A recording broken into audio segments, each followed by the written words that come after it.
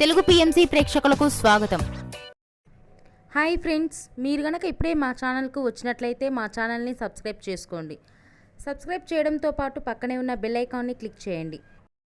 అనుపమ పరమేశ్వరన్ ప్రేమం సినిమాతో తెలుగు తెరకు పరిచయమైన తర్వాత వరుస సినిమాలతో దూసుకుపోతుంది. తెలుగు, తమిళ, మలయాళ, కన్నడ భాషలలో సక్సెస్ఫుల్గా రాణిస్తుంది ఈ హీరోయిన్. తాజాగా అనుపమ తన లేటెస్ట్ ఫొటోస్ని అభిమానులతో పంచుకుంది. ఆ ఫొటోస్ని మనం కూడా చూసేద్దాం.